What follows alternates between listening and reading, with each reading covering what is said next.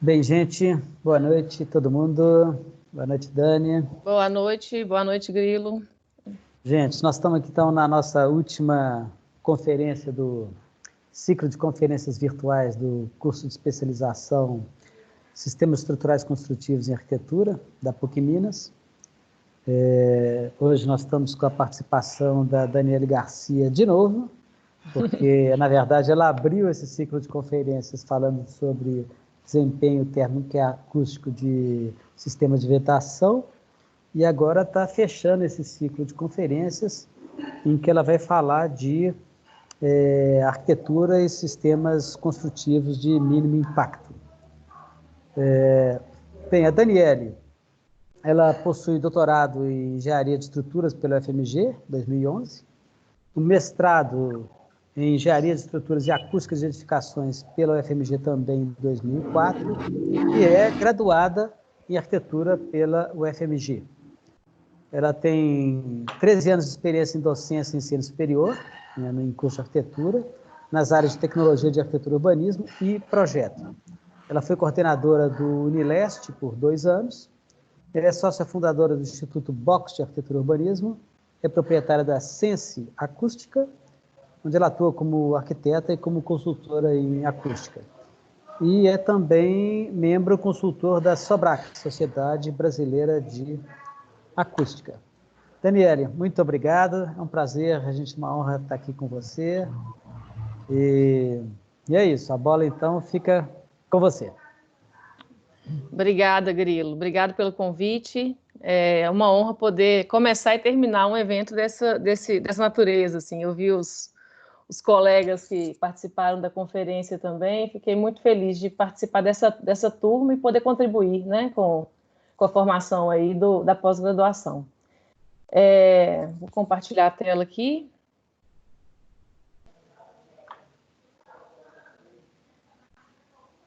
Tá ok aí, Grilo? Tá direitinho? Tá.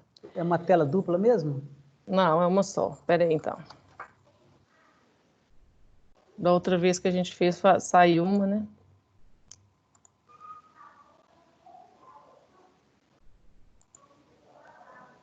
Engraçado. Está aparecendo como se fosse... está aparecendo o próximo slide ali. Não é para sair nesse formato. Espera aí, deixa eu fazer de novo.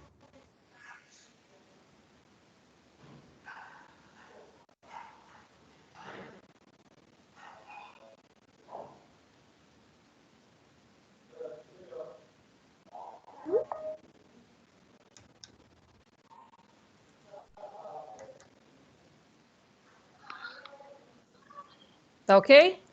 Agora deu ok, beleza. Então, eu vou falar sobre arquitetura e sistemas construtivos de mínimo impacto, né? O professor Grilo já me apresentou. Esse foi o fruto do meu trabalho de doutorado, vou falar parte dele, e vou falar também da minha experiência com esse tema, assim, minha experiência profissional enquanto arquiteta também. Essa imagem já é uma imagem de um dos projetos que eu vou falar, o projeto da Transformation, que é uma construtora que existe aqui no Vale do Aço, que trabalha com arquitetura de mínimo impacto.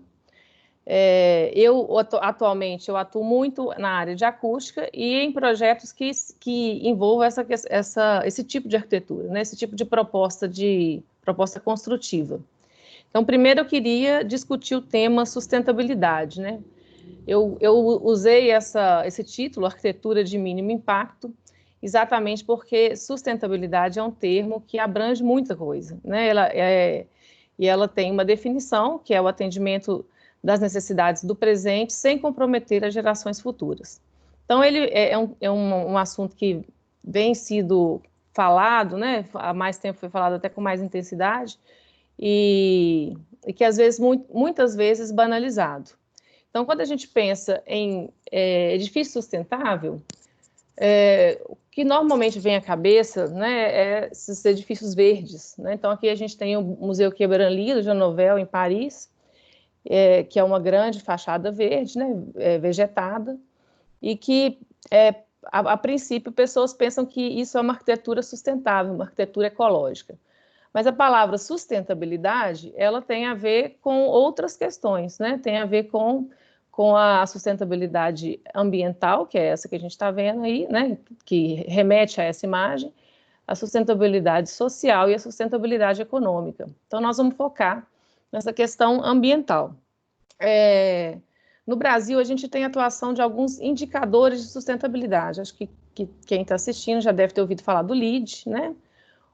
No Brasil, a gente tem o LEED Brasil, que veio originalmente do Canadá, nos Estados Unidos é muito utilizado, que é esse do Green Building Council, e que houve uma tropicalização dele para o Brasil. Tem o BREEAM, que é um selo de origem inglesa, o Aqua é um selo que foi feito, né, pela Fundação Vanzolini e o pessoal da USP, mas ele é uma adaptação do HQE, que é um selo de sustentabilidade, um indicador de sustentabilidade da França, e temos o selo Casa Azul, que foi uma iniciativa da Caixa Econômica Federal. Então, o que eu defendo? A gente não tem que falar em arquitetura sustentável, mas numa arquitetura que tenha o mínimo impacto. O meu tema, né, o que eu vou tratar aqui, ela fala desse tipo de intervenção que tem o mínimo de impacto ambiental. E aí, o que é isso, né? Quando a gente vai conceber um edifício, quando a gente vai projetar um edifício, a gente tem que pensar em implantação, né? E se a gente tem uma implantação com uma alteração mínima no terreno, a gente já está tratando desse mínimo impacto. Pensar em conforto térmico, que seriam sistemas passivos de aquecimento ou de resfriamento. No conforto lumínico, que seria aproveitamento de luz natural, né? E uso minimizado da luz artificial. Conforto acústico, que é a garantia de baixo ruído de fundo e inteligibilidade. Ergonomia, né, que são a relação do corpo com o espaço, as dimensões apropriadas e confortáveis para o corpo. Isso aí foi falado daqui para cima, ergonomia, conforto acústico, lumínico, térmico, implantação, isso não é nenhuma novidade, né?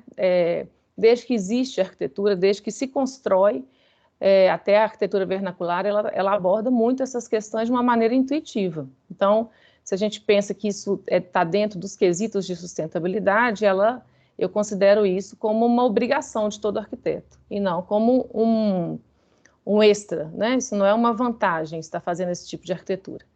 Além disso, esses indicadores, eles também tratam de uso racional da água, né, que seria sistema de economia de água e reuso, da eficiência energética, que está dentro da questão do conforto térmico, mas aqui eu falo da utilização de energia limpa, né, que seriam energias alternativas, e os aspectos construtivos, que seriam materiais e sistemas construtivos de baixo impacto ambiental.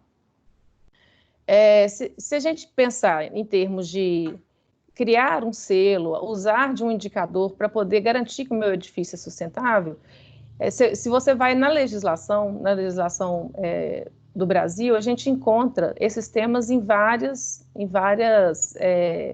leis, né, ou iniciativas, né? Essa questão da implantação, ela está dentro do ZEA-RIMA, né? Então, é uma legislação que deve ser atendida dependendo do tipo de empreendimento. Qualidade ambiental da edificação e eficiência energética, o Procel Edifica fala disso. Uso racional de água, a Sabesp tem um programa que chama PURA, que é um programa que é de economia de uso racional, né? A questão dos resíduos, a gente tem a resolução do CONAMA, que ela trata dos resíduos sólidos e trata desses resíduos da construção civil. E nos aspectos construtivos, seleção de materiais, sistema de gestão de qualidade, o PBQPH, ele fala disso, né? Ele tem o Sistema Nacional de Avaliação Técnica que ele aborda isso. Então, nada disso é uma grande novidade, é tudo uma questão de atendimento a uma boa arquitetura e atendimento a uma legislação. E aí, essa arquitetura sustentável, ela passa a ser, né, no meu entendimento, uma arquitetura que tem um mínimo impacto. Então, todos esses critérios são critérios que têm que ser atendidos para a gente impactar o mínimo possível o ambiente. E aqui nessa conferência eu vou abordar a questão dos aspectos construtivos, materiais e sistemas construtivos de baixo impacto ambiental. Por que eu grifei, né, os sistemas construtivos, deixei em caixa alta? Porque existe uma declaração dos fabricantes de sustentabilidade dos materiais, o material ser ou não ser sustentável. Essa declaração unilateral, ela tem que ser muito cuidadosa, porque a gente pode cair no greenwash, que é o verniz verde. Então, existem muitos produtos que usam dessa abordagem para poder aumentar a venda, criar um valor, e, na verdade, ele não tem critérios que garantam essa sustentabilidade do material. E aí eu fui nesses indicadores e verifiquei quais que eram os critérios de avaliação de materiais e sistemas construtivos.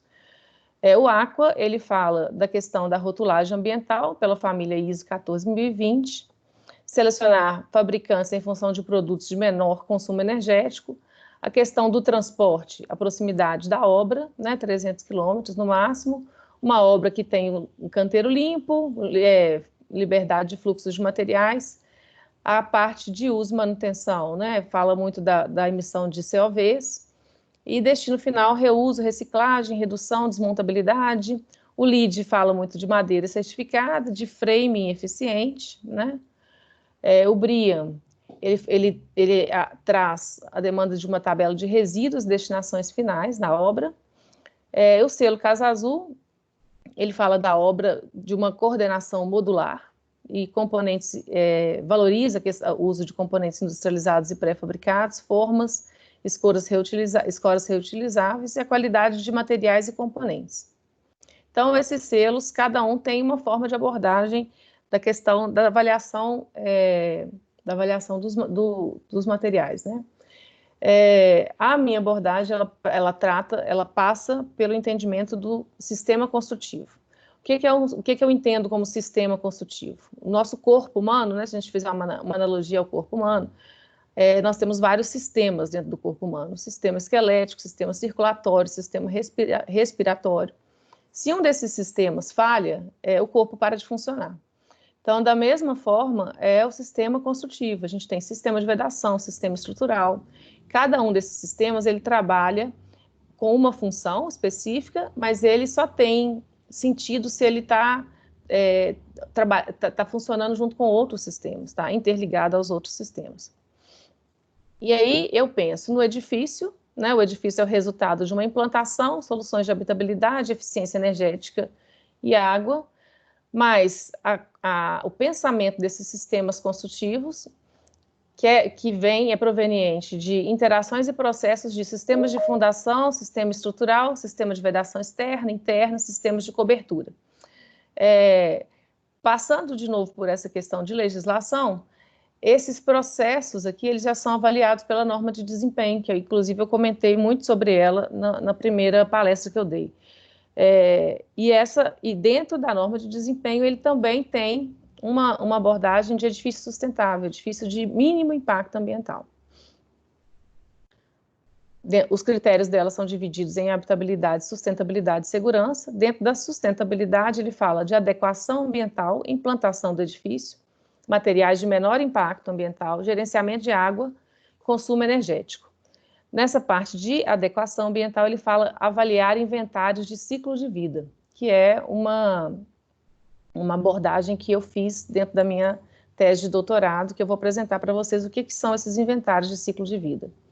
A avaliação de ciclo de vida ela é muito comum na indústria de produtos de uso imediato. Então, uma caneta, por exemplo, existe um processo de avaliação de ciclo de vida daquela caneta.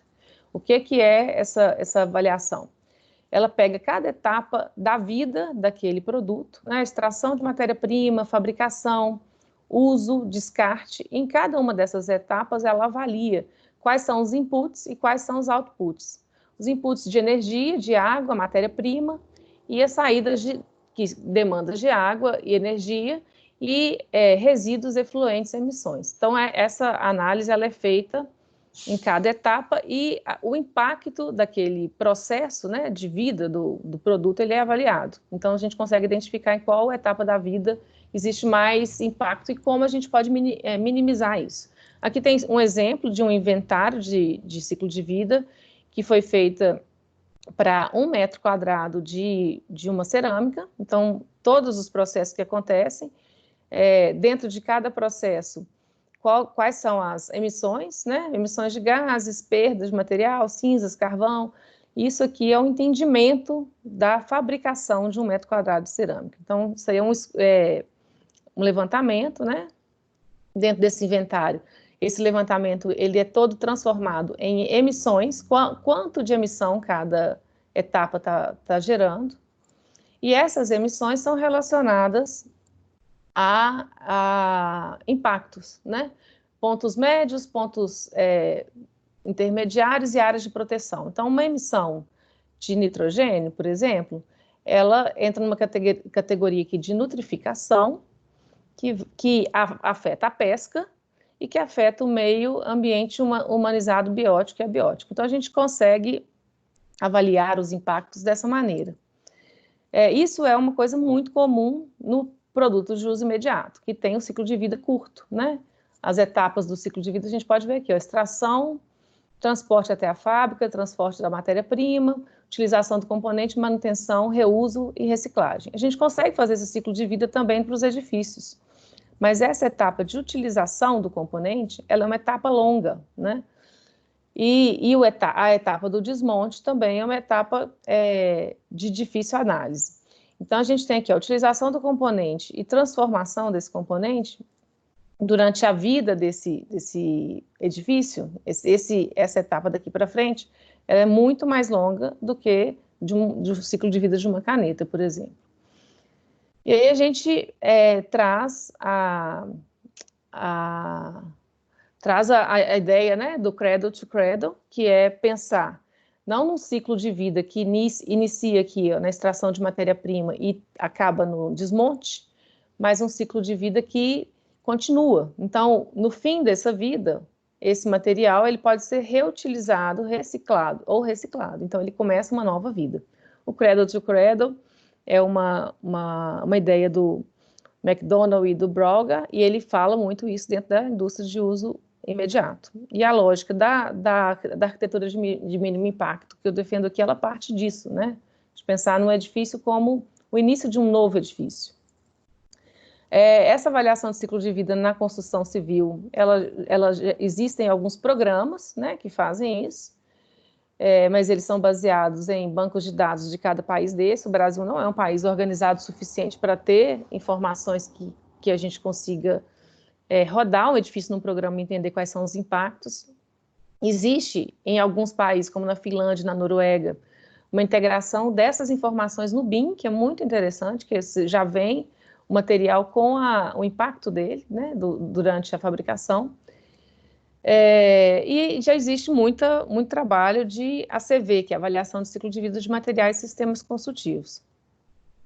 Então, daqueles softwares eu destaquei alguns, esse BIS é dos Estados Unidos, muito utilizado lá, então ele é um programa gratuito, você consegue ver vários produtos que são usados no mercado lá. Então, é uma coisa que vem da declaração de produto dos fabricantes. O Athena, ele avalia sistemas construtivos, e o Cima Pro, que é um programa que você consegue incluir inventários e trabalhar na avaliação de impacto. Eu usei esse programa na minha tese de doutorado, fiz uma adaptação da metodologia dele, né? Eu criei uma metodologia para uso dele e rodei um edifício ali. Vou mostrar esses resultados para vocês. Aqui eu vou apresentar um edifício onde eu comecei a discutir essa questão da sustentabilidade, que é o Campus Piau, aqui perto de Ipatinga, onde eu moro, né, na região metropolitana do Vale do Aço, que é um projeto do Silvio Podestá, de um campus universitário. E eu peguei esse edifício como um modelo, porque é um edifício que ele se dizia sustentável, né? Ele se diz sustentável. E aí eu fui avaliando, né? Primeiro pensando na lógica que eu falei de implantação, conforto térmico, acústico. Esse edifício ele tem toda uma lógica de implantação e de sombreamento das aberturas, de ventilação natural, né? Está do lado de uma lagoa, que é a Lagoa do Piau. E o prédio foi feito pensando nisso. Ele está elevado do solo para poder ter uma só tocar no solo, não ter uma interferência muito grande, né? Aqui tem a questão do dimensionamento das coberturas, para poder não deixar essa insolação entrar direto dentro das salas de aula. E a ventilação natural, que acontece assim, abundantemente. Eu já fui muitas vezes nesse prédio e é nítido isso. Parece estar ligando um ventilador, se você fizer as aberturas corretas. Aqui está esse sistema de ventilação natural. Dentro dessa sala tem uma abertura lá de frente para a lagoa. O vento entra aqui. O forro, a metade da sala é de steel deck, a outra metade é uma grelha de PVC, que vai ter acesso a essa cobertura aqui. Então, essa ventilação vem lá da outra janela, sobe aqui, faz um efeito chaminé e gera mais troca de ar ali. E aí, esse não é o meu objetivo com esse prédio, né? Eu destaquei que ele já tem algumas contribuições no sentido do conforto térmico, implantação e conforto lumínico. Mas eu fiz uma análise dos sistemas construtivos que compõem ele. Então, ele é um edifício que tem vedação em painel de concreto celular autoclavado, vedações internas em drywall, a laje em steel deck e estrutura em perfil laminado, estrutura metálica, perfil laminado, e cobertura em telha sanduíche. Peguei esse edifício, né? Isso aqui foi um ensaio dentro dos dados que tinham nesse programa, que é o Athena, esse aqui. Eu fui fazendo comparações, né? Fui simulando situações para ver assim, o que seria, o que apareceria, quais são as etapas de maior impacto, né? Então, a etapa da fabricação, a etapa de maior impacto do edifício aqui de longe, né?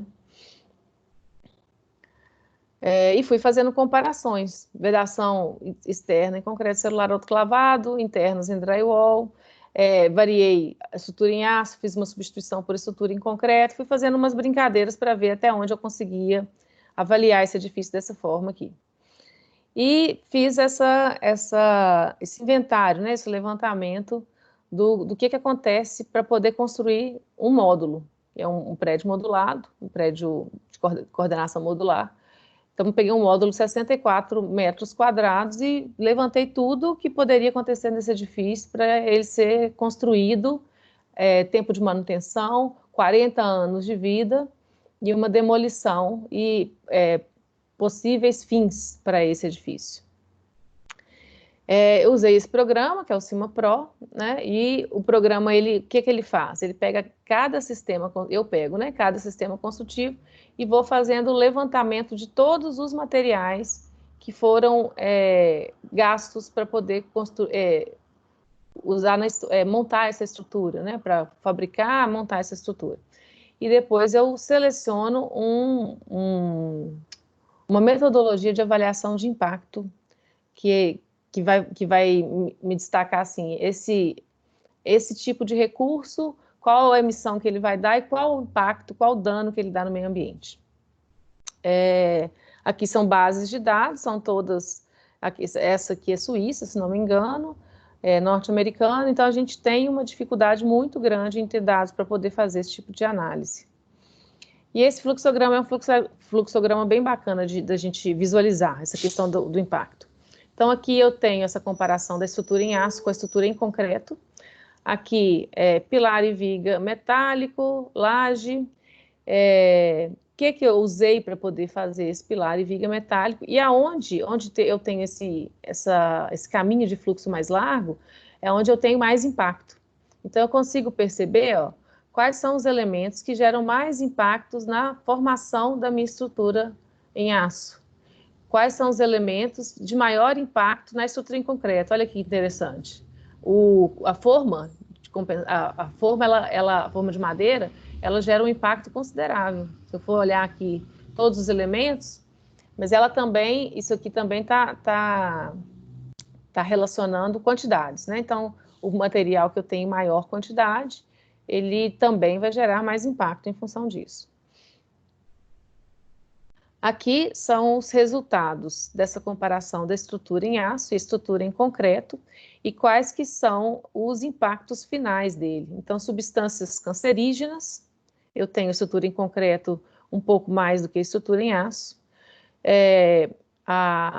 a emissão de inorgânicos na respiração, né? Então, eu tenho, tá praticamente igual. Potencial de aquecimento global, a estrutura em aço está lá em cima, né? E a estrutura em concreto menos da metade. Uso de energias não renováveis, a estrutura em aço perde aqui também, né? Ecotoxicidade terrestre, a estrutura em aço está menos impacto, a estrutura em concreto maior impacto. O legal de falar isso aqui é porque a gente consegue perceber qual é a etapa que eu preciso diminuir o impacto. E aí eu vou conseguir o melhor resultado, né? Então, esse prédio é o prédio que foi avaliado de uma maneira geral, né? Eu fiz ali uma comparação da estrutura em aço e em concreto, e aqui eu fiz o resultado da avaliação de todos os sistemas construtivos do edifício Piau. Então, a gente tem as categorias de impacto, esse potencial de aquecimento global, acidificação, substâncias cancerígenas, não cancerígenas, efeitos na respiração, eutrofização, depleção de combustíveis fósseis, camada de ozônio, ecotoxicidade e o smog, né?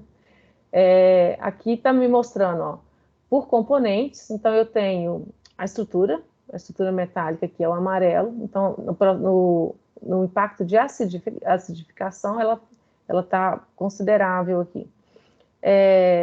A estrutura das esquadrias em alumínio, aí você vê o tanto que é importante, quanto que é o material que está impactando, porque aqui, se a gente olhar em peso, a estrutura das esquadrias é muito menor do que a estrutura metálica, né? E aqui, ó, o processo de eutrofização, possivelmente a fabricação do alumínio é que gera esse tipo de resultado aqui, ó, e ecotoxicidade também.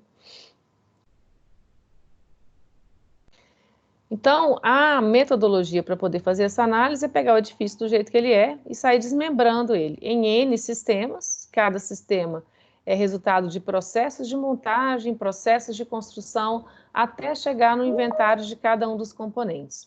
E do edifício em diante, processos que vão de manutenção, né? E depois, no desmonte desse edifício, como que eu consigo desmembrar esse edifício de novo e dar destinos a ele. Então, só por essa fala, vocês conseguem ter uma dica, né, de o que é um indicativo de eu ter um edifício de menor impacto ambiental. Eu fiz esse ensaio, né, com aquele mesmo edifício e fui fazendo a coisa de uma maneira mais gráfica aqui, né.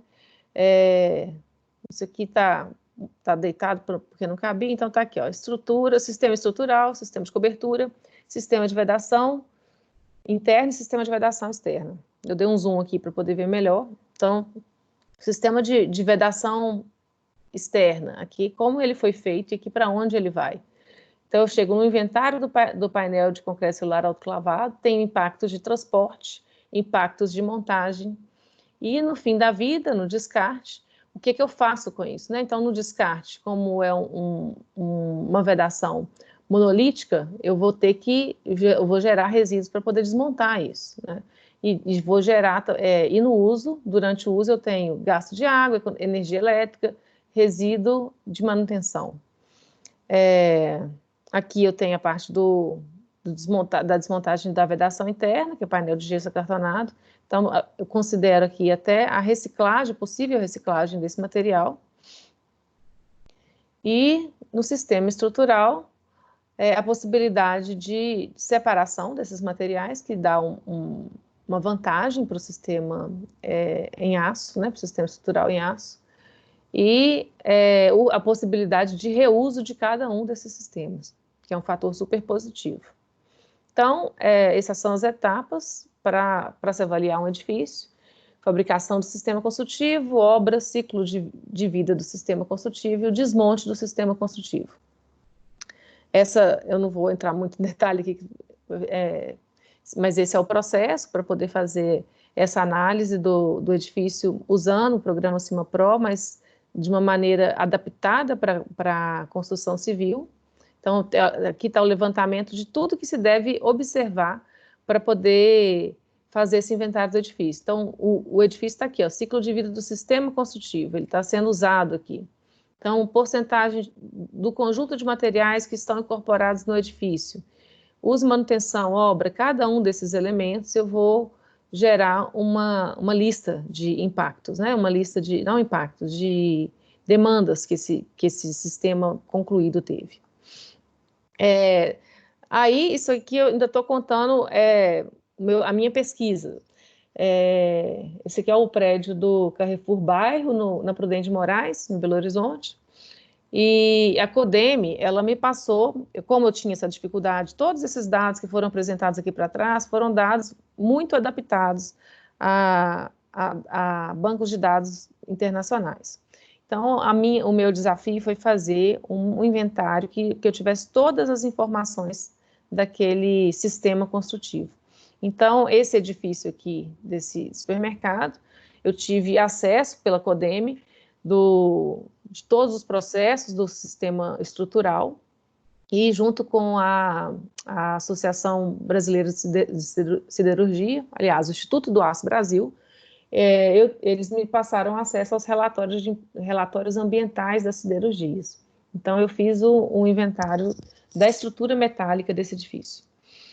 Aqui são as fronteiras desse sistema, que era o elemento, né? Pilar e viga laminado, mais chapas de ligação, deck metálico, cobrimento da laje com concreto, que não estava dentro da minha análise, o uso de 40 anos, desmonte, descarte. E foi muito interessante, vou passando para não ficar cansativo aqui, porque aqui é o levantamento de todas as demandas de matéria-prima para poder fazer esse sistema construtivo, para poder fazer o sistema estrutural em perfil laminado daquele edifício. Foi muito interessante que eu descobri algumas coisas, assim. Em estrutura metálica, não existe desperdício, até o pedaço da ponta de ferro que sobrou na obra vira sucata, né? E aí ele é recolhido pelas empresas de sucata, vendido, nesse caso aí, os que eu identifiquei, para a região ali de Sete Lagoas e Divinópolis e vira gusa, né? Então, a gente não tem perda, apesar de que a produção desse aço gera um impacto muito grande. E o que sobra dessa estrutura, o desperdício dessa estrutura, é madeira, porque para poder fazer o transporte, o único elemento que eu não consegui identificar ali como quem fica, onde vai parar esse material foi a madeira. Assim. Eu cheguei num impasse que o pessoal da obra falava que a madeira foi levada de volta para quem transportou, e quem transportou falou que deixava na obra. Então, sobra muita madeira dentro desse processo, né?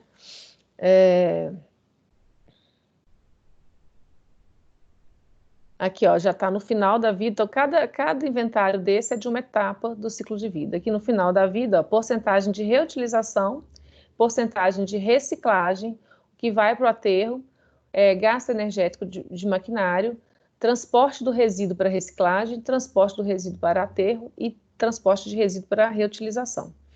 E aí, aí a gente fechou, né? Eu fechei essa questão dos impactos e fiz uma comparação por etapa de ciclo de vida.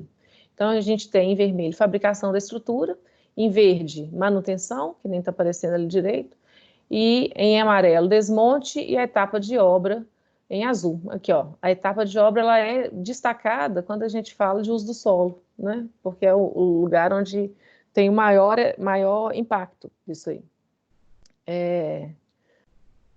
E aqui, isso aqui tá por compensação. Então, aqui está gerando o impacto. Quando eu desmonto, se eu consigo desmontar isso, se eu conseguisse 100%, eu teria aqui, ó, a mesma altura desse gráfico aqui. Então, o desmonte do edifício gera uma compensação, de acordo com essa lógica do CIMAPRO, uma compensação da fabricação, o desmonte da estrutura, da fabricação da estrutura. Eu fiz umas comparações de obra com o ciclo de vida, comparações não, aproximações, porque como a etapa de obra e de manutenção, ela quase não era visível na outra situação, eu dei um zoom nisso aqui, né? Então, a gente tem aqui, ó, a etapa de obra tem processos de acidificação e eutrofização maiores do que, do que a manutenção, né? Ecotoxicidade, uso do solo, minerais, combustíveis fósseis. E aqui essa contribuição de cada contribuição não, né? Cada impacto colocando dentro do processo inteiro. Então, pior é a etapa de obra e a ecotoxicidade é o que mais pesa aí para essa estrutura. Aqui está o fluxograma, então vamos direto aqui no que está mostrando o maior impacto. Eu tenho aqui, ó, transporte. O transporte é o que gera o maior impacto nesse sistema aqui. Por quê? Porque é transporte de caminhão e que usa diesel, né? Então, aqui eu consigo perceber esse é um dado importante para poder minimizar depois. E etapa de obra, mais uma vez eu tenho a questão do transporte aqui, né? Transporte do steel deck, transporte do pilar e da viga. Então, a gente consegue usar isso como uma ferramenta para diminuir. Se a gente pensa em modular e usar materiais industrializados, a gente tem uma vantagem muito grande, porque o desmonte, o fim da vida, ele compensa um pouco esse impacto. Na verdade, a longo prazo, ele até diminui a demanda de fabricação, né? O uso de materiais regionais é um fator positivo, porque se a questão da distância do transporte está considerável ali na análise, a gente diminuir essa distância melhora, né? E sistemas enxutos que não demandam grandes manutenções. Etapa de fabricação e desmonte, a gente tem aqui essa avaliação, então a questão dos combustíveis fósseis é mais importante, assim, mais considerável aqui, né? E componentes respiratórios.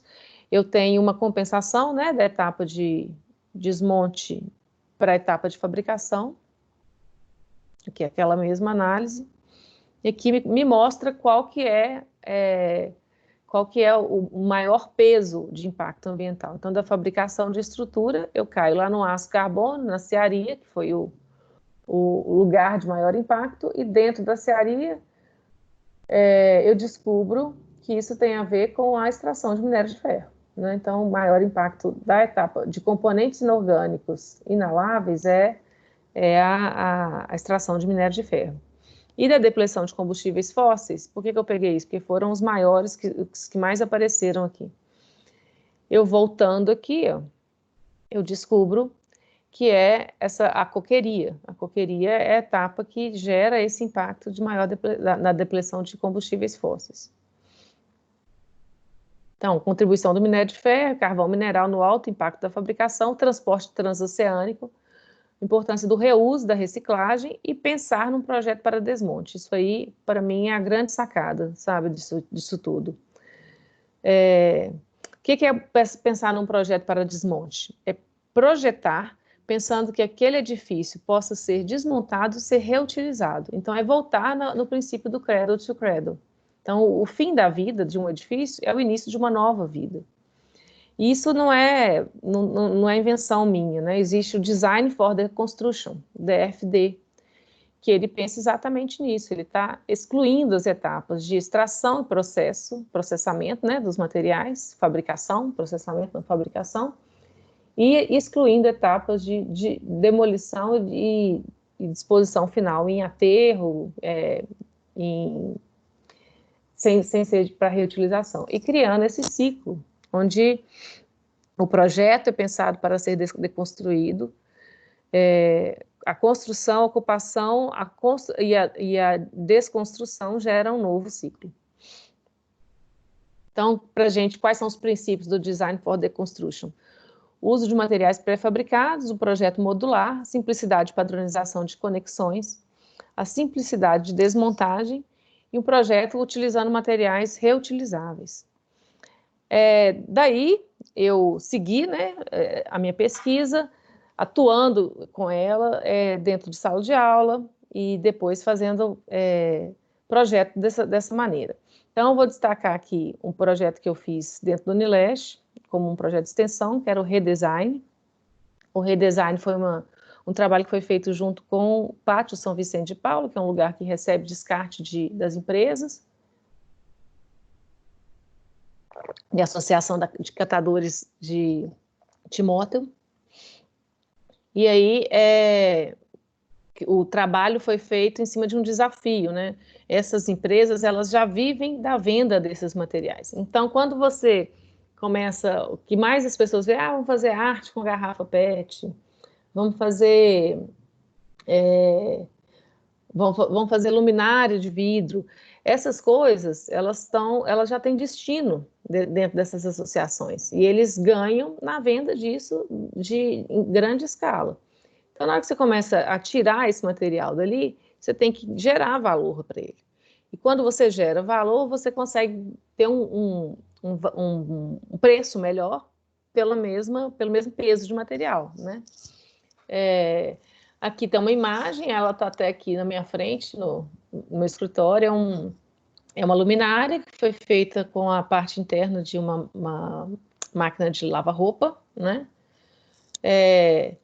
Uma imagem da Ascat. Então, como que é a concepção? Estou falando de concepção de produtos, né? Mas é a mesma lógica da concepção de um projeto, é você chegar dentro de um lugar onde tem qualquer tipo de material para ser reutilizado e pensar num projeto baseado nesse material, né? Uma construção, um sistema construtivo que possa se utilizar desse material. Então, eu falo que a gente chegava lá, eu falava com os alunos que a gente chegava lá e perguntava para os materiais, o que você quer ser?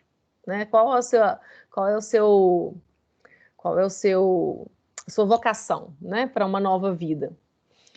Aqui essa luminária que eu falei, né, que fizeram uma outra luminária de luminárias antigas, né, uma atualização dessa luminária, uma valorização desse material. Isso aqui é dentro do Pátio São Vicente de Paulo. São luvas que não têm pares e que é um problema porque eles não conseguem vender e isso ocupa espaço. Então, um grupo de alunos pensou numa rede, né, nessa rede cadeira que usa dessa luva.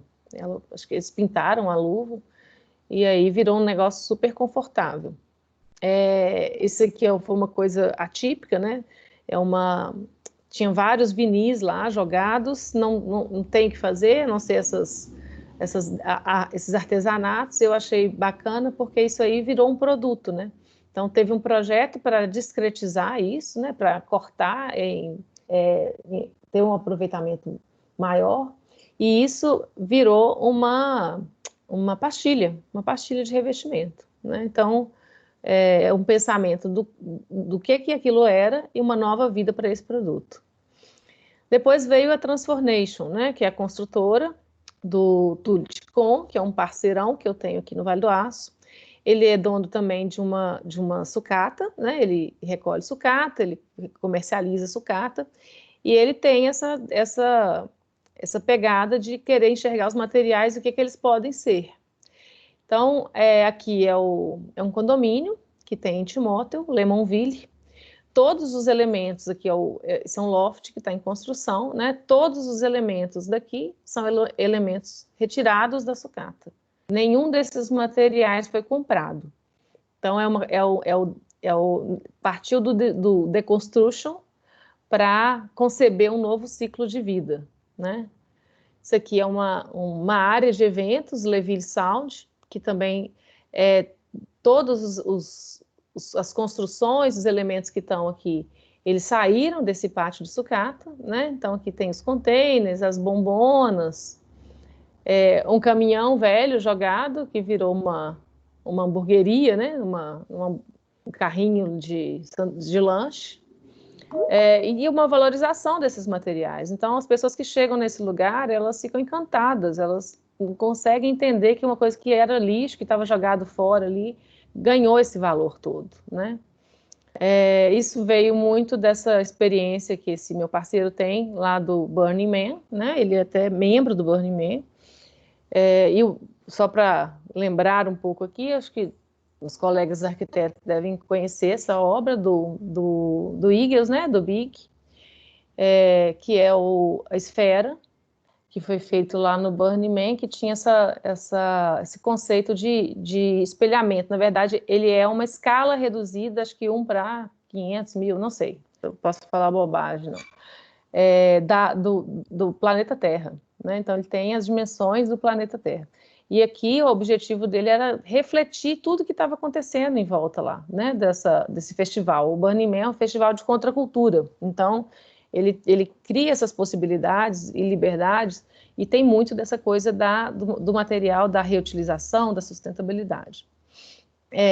Junto com a Transformation, a gente tem uma experiência que é de fazer um espaço, foi um espaço de uma exposição, que é o Furioso Burger, e foi feito 100% com material vindo da sucata. Todos os materiais aqui tiveram uma outra vida, né? E a lógica dele era exatamente isso. Então, a proposta era fazer uma hamburgueria, então a gente criou esse lugar para fazer o hambúrguer, o lugar para as pessoas ficarem em volta disso, e a gente queria mais, a gente queria, além de ter esse apelo estético, contar a história dessas coisas. Então, essas luminárias, na verdade, elas não têm luz dentro dela, elas são luminárias sonoras. Então, a gente colocou aqui caixinhas de som, a pessoa, quando ela ficasse dentro dessa projeção, ela ia ouvir a história de cada um desses elementos, né? E aí, o processo de concepção disso foi muito isso, assim, a gente ir até o pátio, né, até o pátio de sucata, e identificar materiais que poderiam ter um potencial de reutilização. Então, aqui a gente tem, ó, uma chapa de blanks, né, que é um retalho de uma fabricação de uma peça, então tem uma repetição. Aqui tem chapas de inox, borracha, né, essas luminárias gigantescas que eram da iluminação da Praça 7 em Belo Horizonte, foram trazidas para sucataço, né? Aqui são as talhas, né, as correntes de ponte rolante, e aí a gente entrava lá e pensava, o que isso aqui quer ser, né? Como eu consigo trabalhar esse material aqui de forma a valorizar ele e fazer com que ele tenha mais valor do que quando ele entra no quilo da sucata, né? Quando ele é vendido no quilo. Aqui a gente tem, e aí tem histórias muito interessantes, né? Vamos contar a história de algum desses elementos aqui. Esse aqui é uma chapa dessa de blanks, que é o retalho do corte a laser, né? E a gente colocou essas luminárias, a pessoa chegava aqui, eu fiz um teste antes com o grilo, a gente não vai conseguir passar o áudio, mas eu vou mostrar o vídeo para vocês.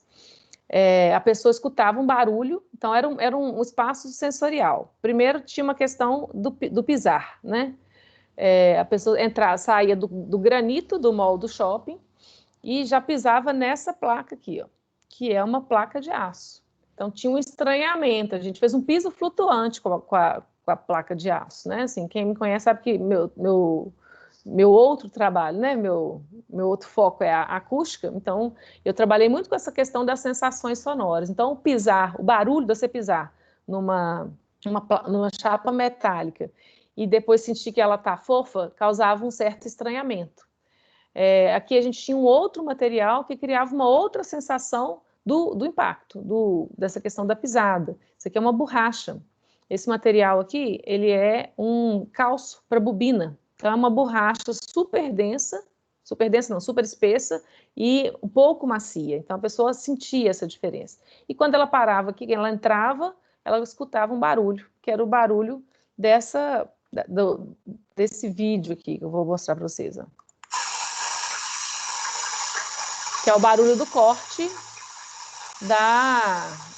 do blanks, o corte das peças. Já saiu o som. Ah, que legal, que bom. E foi um negócio muito bacana, porque como isso era um espaço de exposição, isso foi aqui no Shopping Vale do Aço, em Ipatinga, nós estamos numa região siderúrgica, né? A Ipatinga é a sede da Usiminas. Em Timóteo a gente tem a Aperam, depois a gente tem também a Cenibra. Então as pessoas elas têm essas histórias de vida, né? A maioria das pessoas, a Ipatinga é uma cidade que foi construída para abrigar a siderúrgica. Então as pessoas que estão aqui, elas vieram para trabalhar na usina. Então eu vi uma conversa de pai e filho que eu fiquei emocionada, assim, na hora que ele viu aquele barulho, olhou para essa chapa e falou: "Ô, meu filho, deixa eu te contar onde que o seu pai trabalha, isso que eu faço lá." Então, assim, uma relação industrial, de trabalho industrial, as famílias não têm muito acesso ao que o pai faz, né? Ao que a pessoa que trabalha lá dentro faz. Então, foi um momento que ele conseguiu mostrar e valorizar o trabalho dele para o filho. Então, ele ficou emocionado quando ele viu que uma peça que lá dentro da Usiminas era lixo, ali virou um painel, né? E teve esse momento do barulho, lembrar e levar ele para dentro do galpão industrial de novo. Aqui a gente tem um outro revestimento que a gente fez, né? Que a gente chamou de revestimento bandejão, é até o que está na capa, né? O Grilo falou comigo assim: "Não entendi muito a relação da imagem com a palestra." Eu falei: "Agora você vai entender." Então, esse aqui é também uma outra lógica que era, a princípio as pessoas não entendiam muito, depois elas acabavam vendo aquilo como uma coisa mais óbvia. Antes de eu passar o vídeo aqui, ó, esse elemento aqui é uma luminária nós fizemos uma luminária com ela, né, mas ela é uma coisa de lâmpada dicróica, que ela é usada para poder entrar dentro de tubulação, que fica dentro do mar, e para esquentar aquela tubulação e fazer a vistoria ali dentro. Então, umas coisas assim que você não sabe nem que existe e que muitas vezes fica jogado ali sem uso, porque um elemento desse aqui não vai ser vendido na sucata, ele vai virar o lixo lá, o não comercializável, né? Aqui aquelas correntes da talha, né, que eu mostrei antes, aqui a luminária sonora, e o vídeo do revestimento bandejão.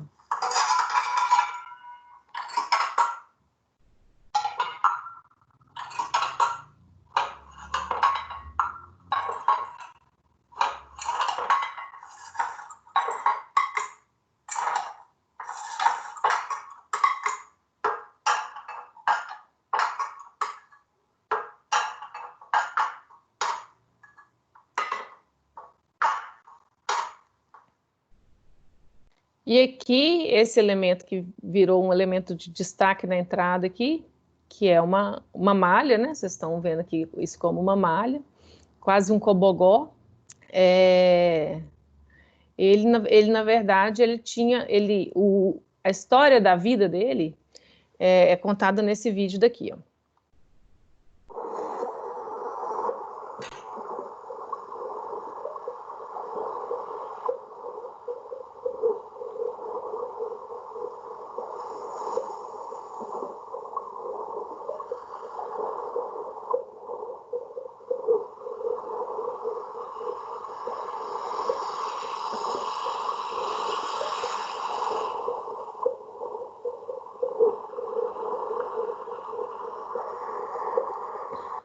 Ele era uma rede de pesca de plataforma da Petrobras para poder pegar equipamento que caía no fundo do mar. Então, é um material super bonito, né? E que na verdade, ele seria vendido como dentro do bolo da tonelada do aço ali. Esse é o recado que eu queria dar para vocês, né? Assim, pensar em sustentabilidade não como um extra, como uma vantagem, mas é uma obrigação, né? Construir conscientemente, projetar conscientemente, pensando em implantação, nas questões de orientação, de conforto térmico, acústico, lumínico, ergonomia. Isso é o que todo arquiteto deve saber fazer. É o que a gente pode oferecer, né, de diminuir impactos ambientais, tem muito a ver com esse pensamento construtivo, que é pensar em modulação, pensar em deconstrução, né? Como que eu vou desmontar isso e montar isso de novo? Então, como que eu reduzo o impacto maior que é o impacto da construção civil, que é da produção dos materiais e da geração dos edifícios. Acho que é isso. Fico à disposição para vocês agora, para as perguntas. Bacana, Dani. Deixa eu ver se tem pergunta no chat aqui. Por enquanto não tem nenhuma aqui, não. Mas deixa eu te fazer uma. Você falou muito nessa questão do sistema, em todas essas questões que você colocou. A questão do material ser industrializado, da modulação, você pensar na questão do transporte, do sistema ser enxuto, na questão do desmonte, da reutilização. Isso tudo bem, isso é uma coisa que a gente analisa efetivamente e tem esse potencial de análise disso no projeto. Agora, uma coisa que é muito mais corriqueira para a gente, eu acho, especialmente quando está fazendo obras, vamos dizer assim, mais ordinárias, que passa pela escolha, simples escolha do material. Então, se eu vou estar fazendo, sei lá, vou estar revestindo o piso de uma casa, eu vou botar um porcelanato, eu vou botar uma madeira, eu vou botar isso, eu vou botar aquilo.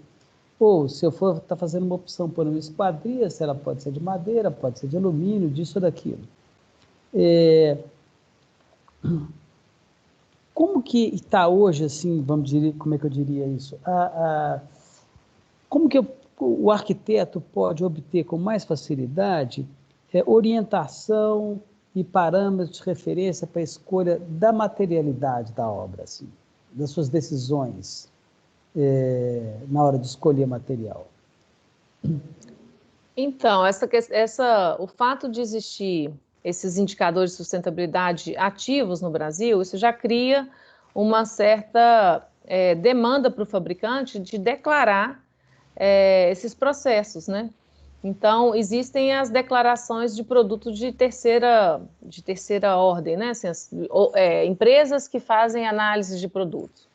Então, essas declarações, elas podem ser disponibilizadas.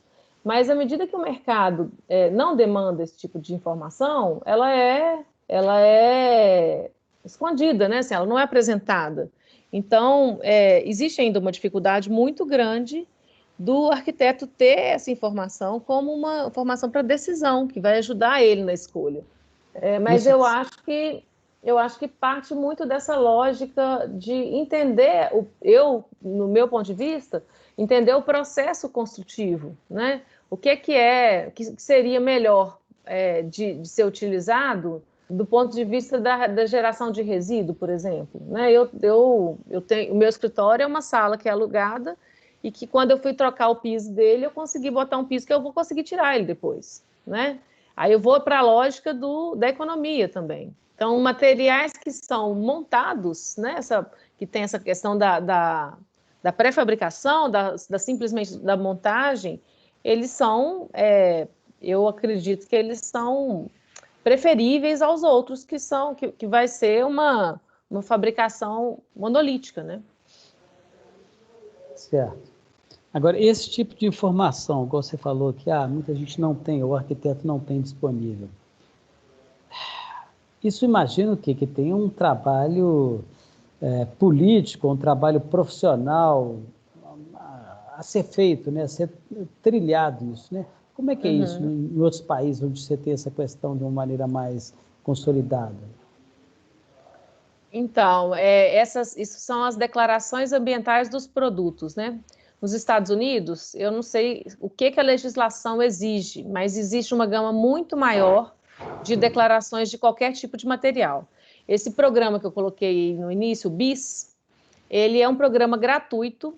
Quando você baixa ele, você consegue ver um banco de dados de vários materiais e você abre qual que é esses impactos de cada um deles. Então, se a gente tivesse isso correspondente para o Brasil, essa pergunta que você me fez aí no início já estava resolvida. Assim, eu poderia consultar um banco de dados de materiais do mercado, de materiais que são usados na construção civil. E lá isso existe, assim, isso é muito mais cobrado, né? Na verdade, a gente não tem essa cobrança do governo. Se tivesse uma cobrança vinda de cima, isso já estava acontecendo. E o que eu acho triste, assim, que sustentabilidade é um assunto que ele é valorizado quando tudo está indo bem, né? Quando começa a ter crise econômica, isso aí não é mais prioridade. Então, eu acho que é uma coisa que ainda está muito distante, muito difícil de ser alcançada. Você acha que um programa desse é uma questão complicada de ser feita, uma versão Patropi disso? Não, não acho não. Acho que é muito simples de fazer. E fico pensando assim, igual o pessoal esqueci o nome. Acho que tem uma turma que tem os blocos dos materiais para SketchUp. Esses materiais é O só Hometeca. o Hometeca, isso. Seria uma lógica de Hometeca puxando a declaração ambiental dos produtos, porque muitos têm. Muitos produtos já têm isso, mas essa informação nem é cobrada, né? Então, se a gente conseguisse sentar e organizar isso e incorporar isso dentro desses arquivos, já ia ser muito mais fácil. Você já trocou uma ideia dessa com o pessoal do Hometeca, não? Não estou pensando nisso agora. Acabei de pensar isso, a pergunta me fez pensar isso. Porque o Roberto Andrés lá, eu acho que seria um cara muito sensível a esse tipo de coisa, sabe? Porque ele tem todo um trabalho político muito engajado nessa questão da sustentabilidade mesmo. Eu não sei qual que é a viabilidade disso, se acontecer. Depois até dou um toque nele lá, põe vocês dois em contato. Boa ideia. Gente, perguntas para a Daniela aí?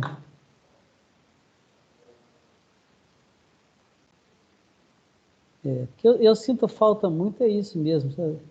De informações assim mais acessíveis mesmo, que sirvam de parâmetros decisórios para o arquiteto. Algumas coisas, igual você falou, assim, isso aqui eu sei, alguma coisa eu sei que eu vou poder reutilizar, etc. Mas uma coisa que não tem uma decisão mais fácil, se simplesmente tiver que fazer uma escolha, às vezes por um material ou outro, não sei se essas coisas são mais difíceis, né? Tem uma pergunta aqui do Franciano. Daniele, uma edificação de madeira reflorestada é mais sustentável que uma de concreto e aço, pensando na pegada de carbono? Então, essas respostas, elas nunca são diretas, assim, né? Depende de... Você consegue falar, assim, o que é mais sustentável? Dentro de qual etapa do ciclo de vida, né? Qual etapa que você está avaliando? A etapa de fabricação do material, etapa de obra, etapa de desmonte. Então, eu acredito que uma edificação de madeira reflorestada vai ter menos impactos por conta da questão da fabricação, porque a fabricação do concreto e do aço é considerável, né? Ok. Silvio, você queria fazer uma pergunta aí, Silvio? Oi, Grilo. Oi, Daniele. Não, era até muito no sentido que o Franciano perguntou, né? Nessa questão de comparar sistemas, e acho que um pouco a Daniele respondeu, né? Como que a gente pode fazer uma avaliação assim mais do todo, né? Ou se existe já uma tendência de um sistema ter menor impacto do que o outro, né? Como é que ela enxerga isso? Porque e principalmente por esse interesse da madeira, né, e tudo. Eu acho que, pelos meus estudos, eu vejo que a etapa de fabricação é uma etapa que pesa mais. Então, se a gente começar a avaliar os materiais pelo impacto da fabricação dos materiais, a chance da gente chegar numa conclusão mais correta é grande. Então, a fabricação de uma estrutura de madeira gera um impacto muito menor, mas em compensação, quando você começa a pensar nos adesivos de madeira laminada e colada, por exemplo, aí é um outro tipo de impacto, né? Então, o sistema construtivo, ele nunca é um elemento só. Então, quando você pensa em todos os outros, você vê que uma das análises que eu fiz lá, a forma de madeira era o elemento que mais impactava ali, né? E também tem uma questão, acho que o que eu quis falar, que tem uma questão do material em si, que a gente consegue até ter uma simulação boa, né, com a avaliação do ciclo de vida, né, mas quando a gente faz a avaliação que entra a durabilidade, a manutenção, né, aí a coisa fica bem mais complexa, né. Uhum. Ação a gente consegue ter essa métrica mais precisa. E a gente, aqui no Brasil, a gente tem uma carência até dessa métrica, né? Apesar de alguns fabricantes terem, né? Muitos a gente tem dificuldade de conseguir. E aí ainda tem um segundo passo, que é entender esse impacto sistêmico, né? Do sistema construtivo no seu uso, na sua durabilidade e etc. Né? Então, eu acho que isso vai desenvolver muito daqui para frente, porque a norma de desempenho, ela pega muito nessa questão da durabilidade.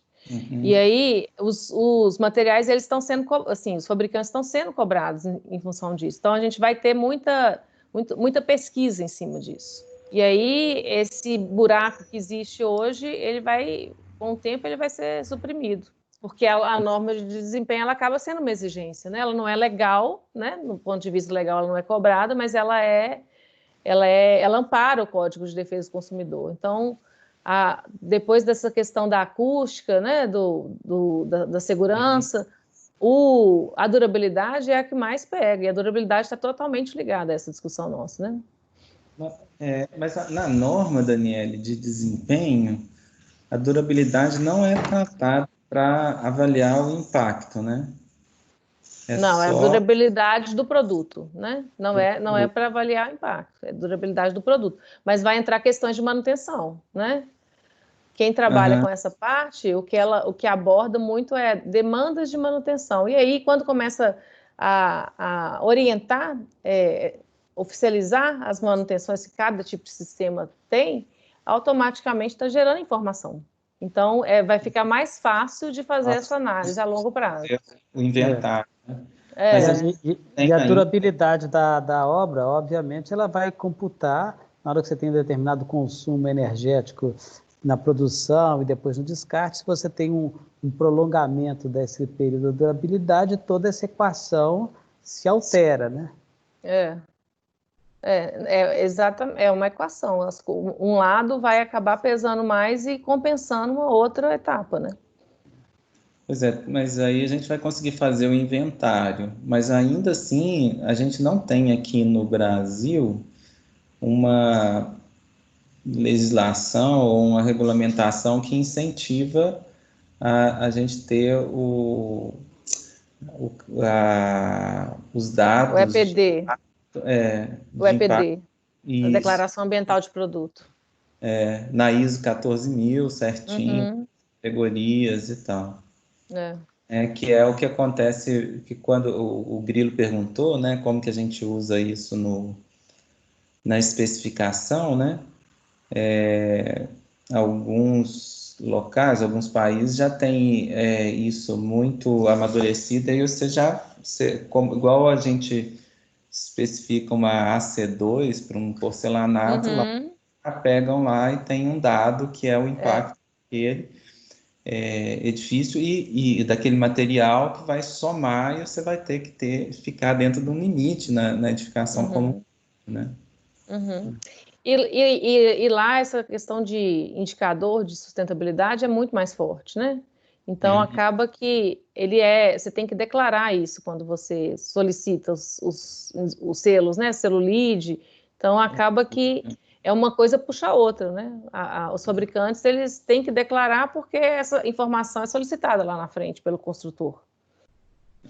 Eu lembro que uma vez eu fiz uma visita ao escritório do Norman Foster, foi até naquela época, foi lá pela engenharia, sabe, Daniel? E aí eles falaram que eles só especificavam, eles tinham uma espécie de uma biblioteca, assim, sabe, que é onde que eles tinham as amostras dos materiais, e aí eles só especificavam os materiais que que tinham todos os dados que eles pediam. Um deles era a avaliação do ciclo de vida, né? Legal. O Dani, tem uma outra pergunta aqui, ó. Boa noite, Daniela, é da Priscila. Então, eu posso dizer que uma construção que tenha sistema construtivo de estrutura metálica é mais sustentável que uma outra feita em concreto armado? Depende do impacto, né? A gente viu lá que tem situações que o concreto armado tinha um menor impacto e situações que a estrutura metálica tinha um menor impacto. Generalizar isso é complicado. Eu vejo... A gente não consegue fechar uma equação se você olhar todos os períodos, toda etapa do ciclo de vida. Não é possível você fechar essa equação aí, não? É possível fechar porque a gente pensa do final da vida útil, a estrutura metálica ela pode ser totalmente reciclada ou totalmente reutilizada. Isso compensa a fabricação dela. No concreto, a gente não consegue fazer isso. Então, se a gente pensar no ciclo total, essa é a vantagem da estrutura metálica e ela fica melhor posicionada por conta disso. Ok. Deixa eu ver. Por nada. Deixa eu fazer uma outra pergunta aqui para você. Dos selos, você até menciona esses selos assim, eu não sou entendedor de selos, nunca me aprofundei nessa questão de avaliação através desses parâmetros dos selos. Mas, quando você coloca mesmo essa história que assim, da questão, quando você colocou lá, arquitetura de mínimo impacto ambiental, e você coloca essa questão, por exemplo, do conforto térmico, sistemas passivos de arquitetura de aquecimento ou resfriamento. Às vezes, eu fico achando meio estranho arquiteturas que têm sistemas ativos de resfriamento, ar-condicionado central, etc. e tal, ganhando selos, LEED, sei lá das quantas, etc. e tal. Eu acho isso uma coisa muito esquisita, assim, né? Eu não sei como é que é exatamente a lógica dos selos, eu não sei se é simplesmente um acúmulo de você ficar ganhando pontinho por fazer isso, pontinho por fazer aquilo, e às vezes, se há se essa quantificação, ela é efetivamente, se ela reflete efetivamente o grau de sustentabilidade ou o grau de impacto da obra. Porque na minha maneira, eu acho que assim, por exemplo, por isso é que eu acho que há uma diferença muito grande entre uma lógica norte-europeia ou norte-americana, onde você tem uma outra lógica de clima. Porque nós, no nosso clima, eu acho que a gente consegue, com muita, assim, com relativa facilidade, trabalhar uma arquitetura com uma boa condição climática, eventualmente até sem ar-condicionado, ou seja, um sistema passivo, ou eventualmente um ar-condicionado eventual que você que haja uma demanda muito específica. Então, eu acho que às vezes tem umas coisas que não sei se esses selos refletem com fidelidade o que seria esse grau de impacto, de sustentabilidade da edificação. O que você teria a dizer a respeito disso e com relação aos selos existentes? Então, eu acho que eles não refletem, não. Eu acho que os selos de sustentabilidade são muito equivocados. É porque é uma lógica de crédito de carbono, por exemplo. Você gera um impacto absurdo e vai lá e compra crédito de carbono. Como se você tivesse... você não se preocupa na geração de impacto se você consegue compensar ele em outro lugar. Então, quem trabalha com esses indicadores, as empresas que preparam as obras, né, para receber o selo, elas têm uma análise muito, muito direcionada. Assim, eles pegam lá os créditos, vê o que vale mais ponto, investe naquilo ali, mas não deixa de impactar em outros quesitos. Então, um edifício ter um selo LEED não quer dizer que ele não gerou nenhum tipo de impacto. Muito pelo contrário, né? Ele foi um pensamento de investir nos itens que geravam mais pontos para eles. E aí, ainda tem essa história de que esses selos vindo para o Brasil, o que eles fizeram foi traduzir o que eram feitos lá. É exatamente isso que você falou, assim, é muito mais fácil se trabalhar com ventilação natural aqui do que qualquer outro lugar. Você chegar lá nos países do hemisfério norte, que a questão do aquecimento do edifício é o que mais consome energia, que eles consideram como uma fachada eficiente, é uma fachada que consegue conservar o calor lá dentro. E aqui é o contrário. Então, estão muito mais preocupados na geração alternativa de energia do que na minimização do uso da energia. Então, a ventilação natural para eles não conta, porque não é considerada. Né? Eu e acho aí que a gente faz aqui é repetir o que acontece lá. Acho que um dia nós ainda vamos chegar aqui no hemisfério sul, se reunir e gerar e criar um selo mais adequado né, esse tipo de situação, né? O selo Casa Azul, ele é mais adequado, ele é um selo muito legal, porque o que ele faz ele é um compêndio de todas as coisas que já existem. Então, ele pega lá o selo, o Procel Edifica, coloca ali dentro, ele vai pegando todas as iniciativas que já existem e vai organizando aquilo quase como um guia. Então, é uma coisa muito mais adaptada ao Brasil. Você acha que deles ele seria esse selo, então, mais... O mais apropriado para a gente é o Casa Azul. No meu entendimento, sim. E não é o mais valorizado, né? Nem se fala muito dele. Aqui, ó, o Franciano está perguntando aqui, o selo Casa Azul da Caixa, podemos ligá-la ao programa Minha Casa Minha Vida, já que demanda um ciclo de vida para essas construções. Está perguntando. Podemos ligá-la ao programa Minha Casa Minha Vida, já que demanda um ciclo de vida para as construções? Ele foi feito meio que com esse objetivo, de amparar as obras financiadas pela Caixa Econômica Federal. Mas ele é sugestão, ele não é exigência. Eles não conseguem colocar ele como uma exigência.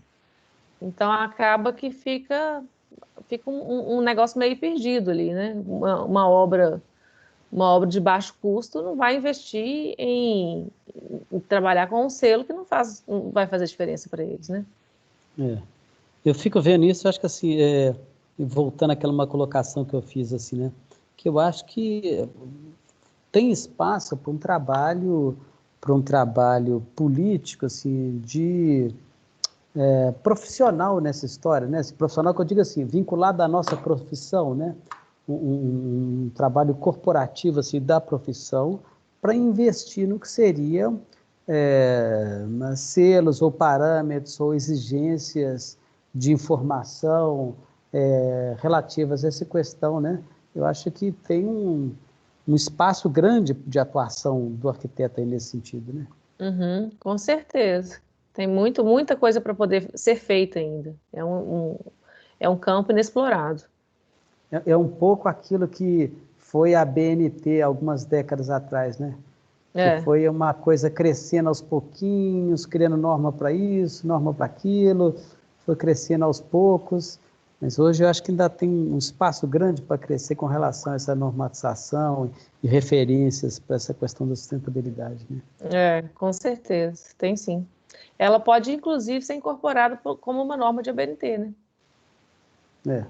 Seria interessante se saísse desse tipo de organização. Entrar na BNT, né? Ok, deixa eu ver se tem mais alguma pergunta aqui. Gente, mais alguma pergunta aí? Deixa eu ver se ficou para trás alguma, acho que não. Gente, então... Vamos fechando por aqui. Dani, muito obrigado pela sua participação. Eu que agradeço. Foi uma história bem bacana, assim, eu acho que de muito interesse para muita gente, pelo menos ali na nossa especialização, alguns grupos ficaram ali esbarrando ou quase que focando mesmo nessa questão da sustentabilidade, sobre vários aspectos. Eu acho que é uma coisa que, olha, que foi uma especialização de sistemas estruturais construtivos, mas foi uma questão que demandou muito interesse por parte de todo mundo. Que bom. Lembrando, então, mais uma vez para todo mundo, todos os participantes aqui, a gente deve ter essas conferências todas gravadas. É só entrar lá no YouTube e procurar curso de Arquitetura e Urbanismo da PUC Minas. Não sei exatamente o link, não, mas é só digitar assim lá no Google que aparece. E a gente vai estar com essas conferências todas então gravadas em breve. Ô Dani, mais uma vez, muito obrigado. Foi um prazer estar com você aqui nesse Obrigada, Grilo. Muito obrigada. Foi Falou, ótimo. gente. Para vocês Obrigado. também que apareceram por aí, muito obrigado a todo mundo. Prazer Moçada te que ver. esteve aqui. Tchau, tchau. Prazer, Silvio. Falou, É, gente. Tchau. tchau. Falou. Tchau, tchau.